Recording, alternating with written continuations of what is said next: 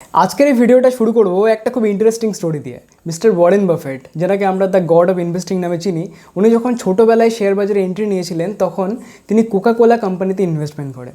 এই কোকা কোলা কোম্পানিতে ইনভেস্টমেন্টটা খুব সাকসেসফুল হয় ওনার লাইফের এবং প্রচুর ওয়েলথ ক্রিয়েট করেন উনি।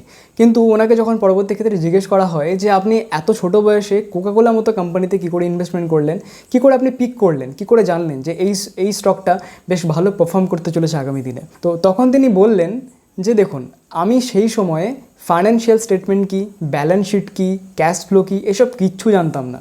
কিন্তু আমি যেটা জানতাম সেটা হলো স্টোরি। আমি যেটা অবজার্ভ করতাম সেটাতেই আমি ইনভেস্ট করতাম। উনি আর একটু ক্ল্যারিফাই করে বলেন যে কোকা কোলা কোম্পানিতে ইনভেস্টমেন্ট উনি একটা অবজারভেশনের ভিত্তিতে করেছিলেন। কীরকম অবজারভেশন? ওনার দাদুর একটা স্টেশনারি দোকান ছিল যেখানে বিভিন্ন কোম্পানির কোল্ড ড্রিঙ্কস পাওয়া যেত। তো তিনি নোটিস করছিলেন যে মানুষ কোন কোম্পানির কোল্ড ড্রিঙ্কস খেতে বেশি পছন্দ করছে, সেটা তিনি নোটিস করতেন, প্রত্যেক দিন নোট ডাউন করতেন। তো এখান থেকে তিনি অবজার্ভ করলেন যে কোকা কোলা কোম্পানির কোল্ড ড্রিঙ্কস লোকে বেশি কনজিউম করতে প্রেফার করছে। শুধু এটাই না, এরপর যেটা আপনাকে বলতে চলেছি সেটা আপনাকে ভাবাবে ভীষণ। উনি ইভেন এটাও নোটিস করেন বিভিন্ন দোকানের সামনে আমরা যখন কোল্ড ড্রিঙ্কস খাই তখন ঢাকনাগুলো পড়ে থাকে। তো তিনি সেই ঢাকনাগুলো জোগাড় করতেন, দিয়ে দেখতেন যে কোন কোম্পানির ঢাকনা বেশি রয়েছে। সেখানেও তিনি নোটিস করে দেখলেন যে কোকা কোলা কোম্পানির ঢাকনা বেশি রয়েছে, মানে ওভারঅল প্রত্যেকটা দোকানেই কোকা কোলা কোম্পানির সেল বেশি হচ্ছে। তো সেখান থেকে তিনি কনক্লুশনে আসলেন যে কোকা কোলা কোম্পানির সেলস খুব ভালো হচ্ছে অন্যান্য কোম্পানির থেকে। এবারে থার্ড অবজারভেশন, তিনি আরও একটা জিনিস নোটিস করলেন যে মানুষজন বেশি প্রেফার করছে, যদি তারা বার্গার খাচ্ছে বা যা কিছু খাচ্ছে ফাস্ট ফুড, তার সাথে কোল্ড ড্রিঙ্কস প্রেফার করছেন, মানে পরবর্তী ক্ষেত্রেও এই সেলসটা তারা সাস্টেন করতে পারে। তো এই অবজারভেশন নিয়েই তিনি কোকা কোলা কোম্পানির শেয়ারে ইনভেস্ট করা শুরু করে দিলেন। আর সেই যে শেয়ারে ইনভেস্ট করা শুরু করলেন, একটা শেয়ারও এখন অবধি বিক্রি করেননি। এখন অবধি সব শেয়ার তিনি হোল্ড করেছেন এবং সময় ক্ষেত্রে তিনি বিভিন্ন শেয়ার আরও কিনতে থেকেছেন কোকা কোলা কোম্পানির, এবং বিশাল বড় ওয়েলথ ক্রিয়েট করেছেন এই কোম্পানিতে ইনভেস্ট করে। তাহলে মিস্টার ওয়ারেন বাফেটের স্টোরি থেকে আমরা কি জানলাম? যে ইনভেস্টিং ইজ অ্যাবাউট অবজারভেশন। আপনাকে ভালো অবজারভার হতে হবে। আমরা কী ভাবি? আমরা ভাবি বিশাল বড় বড় ক্যালকুলেশন করতে হবে, বিশাল রিসার্চ করতে হবে, তবেই একজন ভালো ইনভেস্টর হওয়া যায়।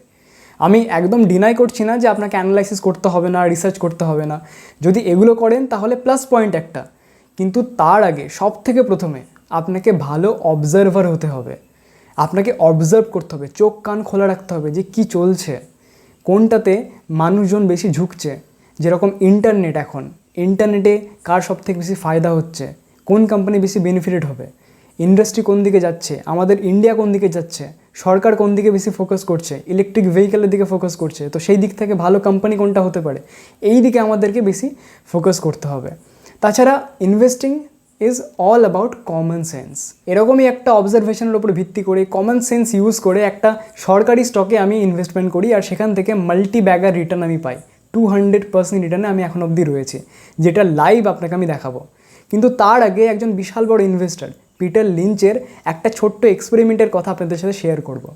উনি লার্ন টু আর্ন, ওনার একটা বুক রয়েছে, সেখানে উনি একটা এক্সপেরিমেন্টের কথা বলেন যে উনি বিশাল বড় বড় এডুকেটেড সিএ সিএফএ করে রেখেছে, এরকম ফান্ড ম্যানেজ করে, এরকম 10 জন মেম্বারদের একটা টিম তৈরি করেন, আর অন্যদিকে 10টা স্টুডেন্ট, একদম বাচ্চা স্টুডেন্ট, ক্লাস 4-5-এর স্টুডেন্ট, তাদের একটা টিম তৈরি করেন এবং একটা লিস্ট দেন স্টকের, যেখানে প্রচুর স্টক রয়েছে। তো এই লম্বা 100টা স্টকের লিস্টের মধ্যে থেকে 10টা স্টক ক্লাস 5-এর বাচ্চাদেরকেও চুজ করতে বলা হয়, আর ফান্ড ম্যানেজারদেরকেও চুজ করতে বলা হয়। তো ক্লাস 5-এর বাচ্চারাও চুজ করেন, ফান্ড ম্যানেজার যারা রয়েছেন খুব এডুকেটেড ওনারাও চুজ করেন, অনেক রকম ফাইন্যান্সিয়ালস ঘেটে ঘুটে ক্যালকুলেশন করে তারাও চুজ করেন। 5 বছর পর দেখা যায় কাদের বেশি রিটার্ন, ক্লাস 5-এর নাকি ওই বড় বড় ফান্ড ম্যানেজারের? কমেন্ট আমাকে জানান এখনই, আপনার কি মনে হয় কারা বেশি রিটার্ন নিয়ে আসতে পারে? ভেরি সারপ্রাইজিংলি ক্লাস 5-এর বাচ্চারা যেসব স্টকগুলো চুজ করেছিল সেই সব স্টকগুলো ওভার পারফর্ম করে ফান্ড ম্যানেজার যেসব স্টকগুলো চুজ করেছিল তাদের থেকে। কী করে এটা হলো? কেননা ফান্ড ম্যানেজাররা বিশাল ক্যালকুলেশন করে এই ওই সেটা অনেক কিছু করে স্টক চুজ করে, আন্ডার ভ্যালুড কি, ওভার ভ্যালুড কি, হ্যানা ত্যানা অনেক কিছু দেখে। কিন্তু অন্যদিকে ওই ক্লাস 5-এর বাচ্চারা সেসব স্টকগুলো চুজ করে যেসব স্টকগুলো ওরা নিজেরা ইউজ করতো বা যেগুলো নাম শুনতো, যেগুলো দেখতো, যেরকম ডিজনি, যেরকম নেসলে, কোকা কোলা, এইসব স্টকগুলো চুজ করেছে ওরা, যেগুলো ওরা জানে, যেগুলো ওরা প্রত্যেক দিন ইউজ করে। আর তার রেজাল্ট কি? তার রেজাল্ট তারা বেশি রিটার্ন নিয়ে এসছে। তো লার্ন টু আর্ন ওই বুকটাতে পিটার লিঞ্চ বলেছেন যে আপনি সেই সব কোম্পানিতে ইনভেস্ট করুন যেই কোম্পানি আপনি ইউজ করেন, যেটা আপনি জানেন, যে কোম্পানির বিজনেস সম্পর্কে আপনি জানেন বা অ্যাটলিস্ট আপনি ইউজ করেন। এটাকেই মিস্টার ওয়ারেন বাফেট বলেন circle of competence. Invest in what you know. এই পৃথিবীতে প্রচুর ধরনের বিজনেস রয়েছে, প্রত্যেকটা বিজনেসের অপারেশনস আলাদা আলাদা, কিন্তু যে বিজনেসটা আপনি জানেন বা যে বিজনেসে আপনি কাজ করেন, হয়তো আপনি কোনো আইটি সেক্টরে কাজ করেন বা হয়তো ব্যাংকে কাজ করেন বা কোনো ইন্স্যুরেন্সে কাজ করেন, তাহলে সেই বিজনেসটা আপনি ভালো করে বুঝবেন যে সেই সেক্টরটা কীরকম পারফর্ম করছে, সেই বিজনেসটা কীরকম পারফর্ম করছে। তো তার ভিত্তিতে আপনি নিজে ডিসিশন নিতে পারেন যে এই কোম্পানিতে ইনভেস্ট করবেন কিনা। বা হয়তো আপনি এফএমসিজিতে কাজ করেন, তাহলে আপনি ভালো বুঝতে পারবেন যে কোন কোম্পানি ভালো গ্রো করছে, কার সেলস বাড়ছে। বা আপনি ভালো অবজারভার হন, মলে গিয়ে যখন আপনি শপিং করবেন তখন দেখবেন যে অন্যান্য লোকজন কোন কোম্পানির প্রোডাক্ট বেশি কিনতে পছন্দ করছে, সেই দিকেও নোটিস করবেন। এরকমভাবেই ধীরে ধীরে ইনভেস্টিংয়ের যে অভ্যেসটা সেটা আপনার নিজের মধ্যে তৈরি করুন।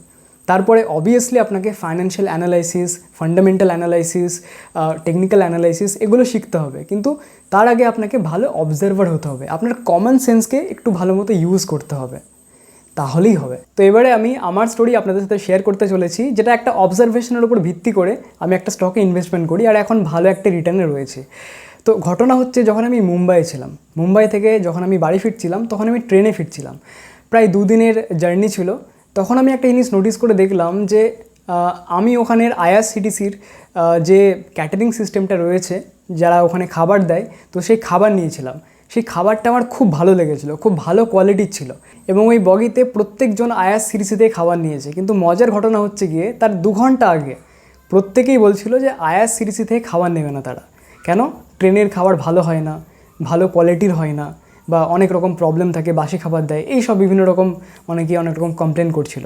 কিন্তু শেষমেশ প্রত্যেকে সবাই আইআরসিটিসির খাবারই নিল। একজন তো মুড়ি নিয়ে এসেছিলো, কিন্তু সে বললো আমি মুড়ি খেয়ে থাকবো, আমি আইআরসিটিসির খাবার খাবো না বাবা। কিন্তু শেষমেশ সেও খেলো আইআরসিটিসির খাবার। তো এখান থেকে আমি নোটিস করে দেখলাম যে কোম্পানির কাছে একটা বড় মোট রয়েছে।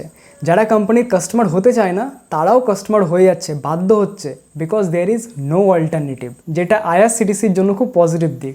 আর 22% রেভিনিউ আসে আইআরসিটিসির এই ক্যাটারিং বিজনেস থেকে, আর 60% রেভিনিউ আসে অনলাইন আমরা যে টিকিট কিনি বা টিকিট বুক করি সেখান থেকে।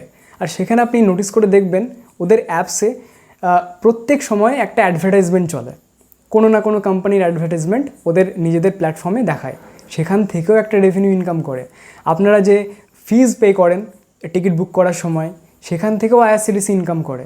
আর এখন অনলাইনে হওয়ার জন্য এত সুবিধে হয়ে গেছে যে আমরা ঘরে বসেই টিকিট বুক করতে পারি। আর আপনারা নোটিস করে দেখবেন নিশ্চয়ই যে দূরপাল্লার যে কোনো ট্রেনে ওয়েটিং লিস্ট চলে যায়, এত বেশি আমরা টিকিট বুক করি। মানে কোম্পানির কাস্টমারের কোনো অভাব নেই, মনোপলি বিজনেস অবভিয়াসলি, আর এখানে একটা মোটো আছে। তো যার জন্য এই অবজারভেশনের উপর ভিত্তি করে আমি আইআরসিটিসির কোম্পানিতে ইনভেস্ট করি।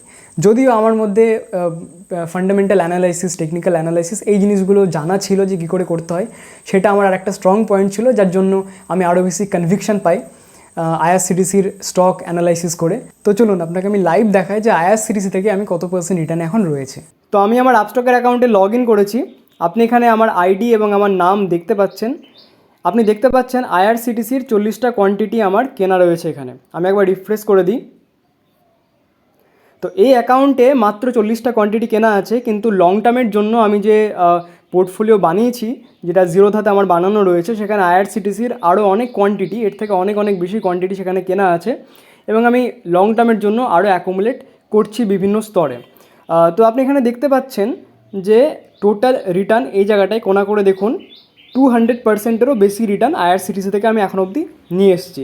যদি আমরা টোটাল এখানে ইনভেস্টমেন্টের কথা বলি, তাহলে টোটাল ইনভেস্টমেন্ট 29,000, যেটার এখন কারেন্ট ভ্যালু 97,000, মানে 68,000 আমি প্রফিটে রয়েছে এখন। তাহলে আপনারা যারা বলেন যে আমাদের কাছে খুব একটা বেশি টাকা নেই শেয়ার বাজারে লাগানোর জন্য, কিভাবে আমি শেয়ার বাজার থেকে ইনকাম করতে পারবো, দেখুন আপনাকে দেখালাম যে 29,000 লাগিয়েও আপনি ভালো রিটার্ন শেয়ার বাজার থেকে নিয়ে আসতে পারেন, প্রোভাইডেড যে ভালো স্টকে আপনি ইনভেস্টমেন্ট করেছেন। তো আপনি প্রথমে শুরু করুন আপনার লার্নিং, যে কোন স্টকে আপনি ইনভেস্টমেন্ট করবেন, কার গ্রোথ পোটেনশিয়াল ভালো রয়েছে, কেন ইনভেস্টমেন্ট করবেন, ফান্ডামেন্টাল অ্যানালাইসিস শিখুন, টেকনিক্যাল অ্যানালাইসিস শিখুন, লার্নিং প্রসেসটা আরও ফাস্ট করুন। ক্যাপিটাল খুব একটা বেশি ম্যাটার করবে না যদি আপনি লং টার্মের জন্য ইনভেস্টমেন্ট করেন। যেরকম সময় যাবে ধীরে ধীরে 2,000, 3,000, 5,000 এরকমভাবে ইনভেস্টমেন্ট করতে থাকুন শেয়ার বাজারে। লং টার্মে আপনি ওয়েলথ ক্রিয়েট করতে পারবেন। তবে হ্যাঁ, একটুখানি ধৈর্য ধরতে হবে, আর ভালো স্টক আপনাকে চুজ করতে হবে ফান্ডামেন্টাল অ্যানালাইসিস করে এবং টেকনিক্যাল অ্যানালাইসিসের মাধ্যমে। তো এখানে একটা ইন্টারেস্টিং গল্প আপনার সাথে শেয়ার করছি। এই যে আপনি 200% রিটার্নটা দেখছেন, এই রিটার্নটা আমি আগেও পেয়েছি। মার্কেট ক্র্যাশের আগে আইআরসিটিসি থেকে আমার 200% রিটার্ন অলরেডি চলে এসেছিলো, কিন্তু আমি সেখানে প্রফিট বুক করিনি। তো তারপরে মার্কেট ক্র্যাশ করে, মার্কেট ক্র্যাশ হওয়ার জন্য এই 200% রিটার্নটা কমে দাঁড়িয়েছিল 20%-এ, মানে 180% নেই অ্যাকাউন্টে। কিন্তু তারপরেও এই স্টকটা আমি হোল্ড করেছিলাম, বিকজ আমি ফান্ডামেন্টাল অ্যানালাইসিস করে দেখেছিলাম যে এই স্টকটার মধ্যে গ্রোথ পোটেনশিয়াল রয়েছে। তো তার জন্য আমি একটা শেয়ারও বিক্রি করিনি, বরঞ্চ সেই সময় আরও অনেক শেয়ার কিনেছি। অনেক শেয়ার আমি আইআরসিটিসির তখন অ্যাকুমুলেট করেছি, যেটার আমি এখন রেজাল্ট পাচ্ছি। কিন্তু এই যে 1.5 বছর ধরে আমি স্টকটা হোল্ড করে আছি, আর কত রকমের ব্যাড নিউজ এই 1.5 বছরে আমাকে অ্যাভয়েড করতে হয়েছে। লকডাউন, ট্রেন চলছে না, কী করে আইআরসিটিসি বাড়ছে, এই ওই সেই প্রচুর ব্যাড নিউজ এরকমভাবে চারিদিকে আপনাকে নয়েজ ক্রিয়েট করবে, আপনাকে ডিস্টার্ব করবে। কিন্তু যদি আপনি কনফিডেন্ট থাকেন কোনো স্টকের প্রতি, আপনার অ্যানালাইসিস যদি ঠিক থাকে, তাহলে সেই স্টকটা হোল্ড করে থাকুন। লং টার্মের এটাই সবথেকে বড় মন্ত্র। কিন্তু আমার মনে হয় এখানে আমি একটু ভুল বলে দিলাম। আমাদেরকে বাই অ্যান্ড ফরগেট করলে হবে না, যে কিনলাম আর ভুলে গেলাম। শেয়ার বাজারে ভুললে কিন্তু খুবই সমস্যা রয়েছে। আপনাকে বাই অ্যান্ড মনিটর করতে হবে। কিনলেন এবং মনিটর করুন, টেকনিক্যাল অ্যানালাইসিস করুন, ফান্ডামেন্টাল অ্যানালাইসিস করুন, এইগুলোর ওপর নজর রাখুন, তাহলেই দেখবেন আপনি ওয়েলথ ক্রিয়েট করতে পারছেন। লার্নিংয়ের ওপর ফোকাস করুন, ক্যাপিটাল, আর্নিং এগুলো ধীরে ধীরে চলে আসবে সময়ে সময়ে। অবভিয়াসলি যদি আপনি অ্যানালাইসিস করতে জানেন, তাহলে এর থেকে ভালো আর কী বা হতে পারে।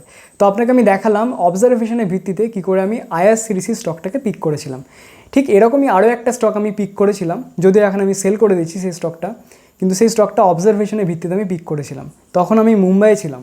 মুম্বাইয়ে ডি মার্টে আমি গেছিলাম শপিং করতে। সেখানে বিশাল ভিড়, ভীষণ ভিড় দেখেছিলাম আমি, এরকম কোনো মলে দেখিনি। তো নিশ্চয়ই সেখানে কিছু স্পেশাল ব্যাপারটা ছিল যার জন্য এত ভিড় ছিল। বিশাল বড় বড় লাইন দিয়ে আমাকে শপিং করতে হয়েছিল, বিশাল ডিসকাউন্ট। তো তারপরে আমি স্টাডি করতে লাগি যে এই ডিমার্টের মধ্যে কী এমন রয়েছে যার জন্য এত সেল হচ্ছে, লোকে লাইন দিয়ে কিনছে। তো তখন তাদের বিজনেস মডেলটা আমি রিড করেছিলাম, তখন বুঝলাম যে এর মধ্যে যে বিজনেস মডেলটা কী, এ কীরকমভাবে সেল আউট করে, কিভাবে এরা এত ডিসকাউন্ট দিতে পারছে কাস্টমারদেরকে। তো এই প্রশ্নের উত্তর খোঁজার জন্য আমি সেই স্টকটা সম্পর্কে আরও বেশি জানতে শুরু করি, এর বিজনেস মডেল ঘাঁটি, রিসার্চ করি, অ্যানালাইসিস করি, এরকমভাবে এই স্টকটা আমি পিক করি। আর এই ডিমার্ট আমাকে খুব ভালো একটা গেইন দেয়। আর এই ডিমার্ট কোম্পানিতে ইনভেস্টমেন্টের জার্নিটা শুরু হয়েছিল মুম্বাইয়ে একবার শপিং করতে গিয়ে, যেখানে আমি অবজার্ভ করি যে প্রচুর লোক ভিড় করছে সেই মলটাতে। তো এইভাবেই আপনিও ভালো স্টক পিক করতে পারেন, শুধুমাত্র ভালো অবজারভার হয়ে। চোখ কান খোলা রাখুন, কমন সেন্স ইউজ করুন, দেখবেন আপনিও খুব ভালো একজন স্টক পিকার হয়ে গেছেন। তো আশা করছি আজকের এই ভিডিওটা আপনার ভালো লেগেছে, আর আজকে নতুন কিছু শিখেছেন। ওয়ারেন বাফেটের একটা কাহিনী বললাম, পিটার লিঞ্চের একটা কাহিনী বললাম। যদি আজকের এই ভিডিওটা আপনার ভালো লাগে, তাহলে অবশ্যই লাইক করবেন। যদি আপনি চান ম্যাক্সিমাম লোকের কাছে এই ভিডিওটা পৌঁছুক, তাহলে আপনি যদি লাইক করেন, ইউটিউব অ্যালগরিদম আমাকে হেল্প করবে আরও অনেক মানুষের কাছে এই ভিডিওটা পৌঁছে দিতে। যদি আপনি নতুন হন চ্যানেলে, তাহলে সাবস্ক্রাইব করে যান, কেননা এরকম নতুনদের জন্য আরও ভিডিওস আমি নিয়ে আসতে চলেছি, যেটা শেয়ার বাজারে আপনাকে টাকা ইনকাম করতে আর শেয়ার বাজার নিয়ে নলেজ গেইন করতে অনেক হেল্প করে যাবে। আর যদি আপনি টেলিগ্রামে আমার সাথে যুক্ত না হয়ে থাকেন, তাহলে টেলিগ্রামে যুক্ত হতে পারেন। টেলিগ্রামে যুক্ত হওয়ার জন্য এই ভিডিওটার ডিসক্রিপশানে লিঙ্ক পেয়ে যাবেন, সেখানে আপনি গিয়ে টেলিগ্রামে যুক্ত হতে পারেন, বা টেলিগ্রামে গিয়ে লিখুন মাই বিনিয়োগ, সেখানে আপনি দেখবেন যে 17,000 মানুষ আমার সাথে যুক্ত রয়েছেন, আপনিও যুক্ত হতে পারেন। আর যদি আপনি নতুন হন শেয়ার বাজারে কাজ করতে চান, তাহলে ডিম্যাট অ্যাকাউন্ট আপনাকে খোলাতে হবে। যেরকম আমরা ব্যাঙ্ক অ্যাকাউন্ট খোলাই ব্যাঙ্কে টাকা রাখার জন্য, ঠিক সেরকমভাবে ডিম্যাট অ্যাকাউন্টটা আমাদেরকে খোলাতে হবে শেয়ার কেনাবেচা করার জন্য। তো ডিম্যাট অ্যাকাউন্ট খোলার জন্য এই ভিডিওটার ডেসক্রিপশানে আপনি লিঙ্ক পেয়ে যাবেন। আমি বেশি প্রেফার করি জিরোধাতে অ্যাকাউন্ট ওপেন করা, আপনি জিরোধাতে অ্যাকাউন্ট ওপেন করতে পারেন। তো দেখা হচ্ছে খুব তাড়াতাড়ি আরও একটা নতুন ভিডিওতে। ভালো থাকবেন, সুস্থ থাকবেন, নমস্কার।